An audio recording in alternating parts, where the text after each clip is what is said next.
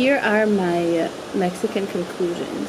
What I love about this place is that everybody's really calm and they go with the flow, because you kind of have to, because everything's kind of messy, you know, just not like super well organized. The trails make you really dirty. Yeah, we kind of spent some time walking in shit, literally. And so actually before we went, people told me, like, they gave me all these instructions about trails and blah blah blah, and like, go here, do this, and then they're like, well, if it doesn't work out, just deal with it. And that kind of thinking stresses me out, because I'm a planner. I plan everything. So it was really, really good actually that they told me this, and that I prepared myself, and I kind of took it as like an adventure, that I'm just gonna go with the flow. Good morning. I'm still barely awake, but I just wanted to show you this beautiful view. Holy crap, right? It's amazing.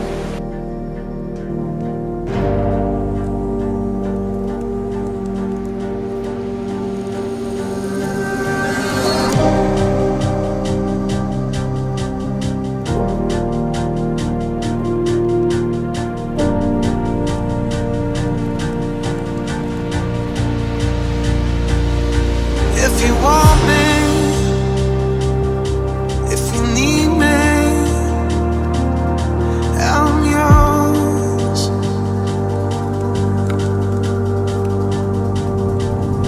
If you want me,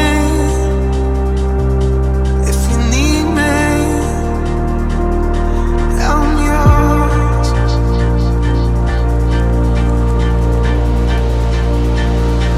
If you want me, if you need me,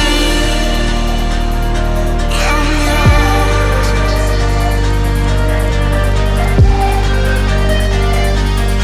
If you want me,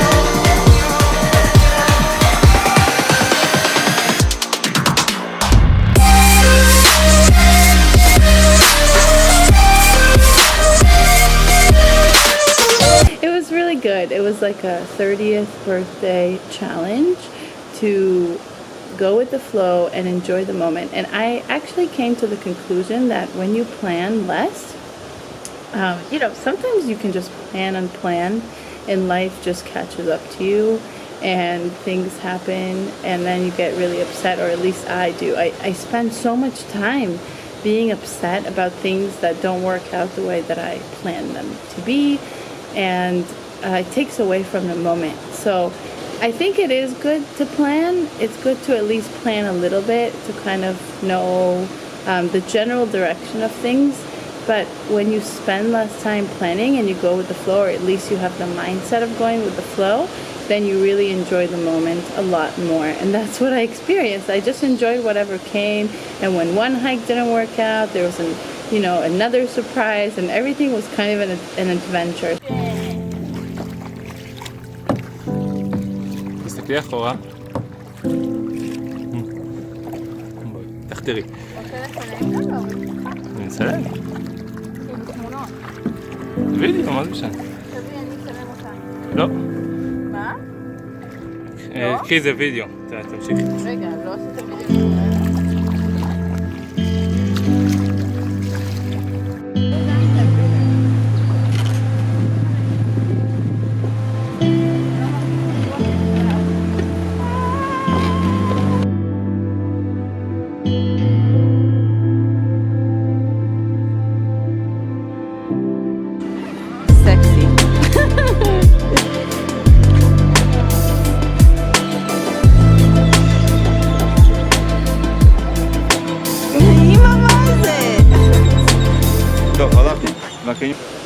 About the food, if you're vegan and you're coming to Puerto Vallarta, you should not expect to find a lot of vegan food. Like, we found none, which made me so sad. And all these restaurants that even had vegan options and that were vegan closed down. As soon as we got there, we were told it's closed.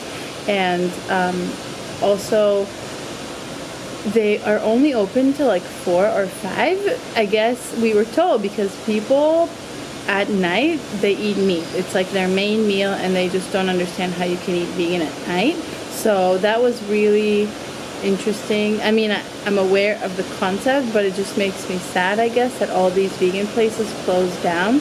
So hopefully it'll become more popular here. I don't want it to be like a trend, because then it disappears, but just to become a concept, because I honestly think Mexican food is incredible made vegan. It's the best. It's actually my favorite. I never used to like Mexican food before I was vegan, and now it's my favorite. And we made these feasts. I mean, we just ended up cooking ourselves, which was my favorite, like cooking in our apartment.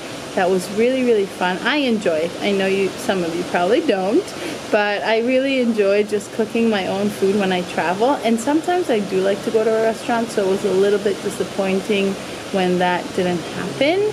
But you know, it's still fun to cook for yourself and to kind of like go to the markets and get things and just make food. And the fruit is amazing. The mangoes, oh my gosh, and the figs, so good. So that was really a joy. I love the people a lot. I love the culture here. I love the happiness. I love how nice everybody is. I really enjoy it. Beautiful. We charge for הנה, a תראי, picture. יש שם אחד איזה. Charge? How much? For a picture. How much? 10 pictures for 100 pesos. Smart business. Oh yeah, I have to. When I handle. And the other thing here, there's animals everywhere, and usually that makes me really sad and stressed, and it did in the beginning until I realized the animals are also pretty happy. I honestly didn't see a single suffering animal. Like, there are a lot of stray dogs, but everybody's so nice to them, and they like pet them, and a lot of the stray dogs are actually somebody's dogs, and they seem to be really happy, and they have food, and also the cats. The horses and the donkeys, they don't seem so happy, obviously, because people ride them all the time, and it's just, it's like one of the most frustrating things in the world to me is when people treat animals like property, or anybody else. Like when we treat something else like our property, except for inanimate objects like chairs and tables. But when we treat animals like property, it drives me insane. They aren't property. They have feelings, and they have a mind of their own, and they just beat them down so hard mentally that they're just like slaves. And it just honestly completely breaks my heart when I see that. It's not even the physical burden and pain that they have of people riding on them. It's more than that. It's just like the mental aspect of it, that they honestly, when you look at them, you can see how broken down they are in their spirit, and you can see that they have a spirit and that they are sentient beings, and they're being treated this way, and it makes me really, really upset. And I know that a lot of these horses and donkeys belong to this village that was insanely poor. I haven't seen a lot of poverty in my life. I'm lucky enough. I mean, I was really poor when I was a kid, but I don't remember it very much. And so I consider myself super, super lucky and privileged to have the life that I have. And it's very hard for me to see poverty. And I know that those animals belong to people who are very poor, but I don't think that necessarily goes together. You know, like, I don't think we should see poor people and say, oh, they're poor, so it's okay that they treat animals this way. I think that they can thrive a lot better in the world if they just focus on growing fruits and vegetables and eating them instead of like killing chickens or pigs or riding horses. And of course, because plants are a lot cheaper than animals to grow and to eat, and you know, the whole growing process of them. So I think it's just about like education about that, and also a cultural, all over the world, not just Mexico, obviously, but it's just like a cultural, historical preference for that, and that people think that eating meat is so much more high class and exciting and all these things, and obviously it's not just poor people. But I just can't think of my grandma, that she has such a hard time giving up meat because she thinks it's like rich people's food, and she doesn't want to be associated with being a poor person. So yeah, I mean, that is what it is right now, and hopefully I'm doing everything I can to help people switch their mindset, because everything starts with that switch in your mindset that I made years ago, and that I know everybody should and can make for sure. So that's what I try to do as best as I can for health, for the planet, and for the animals.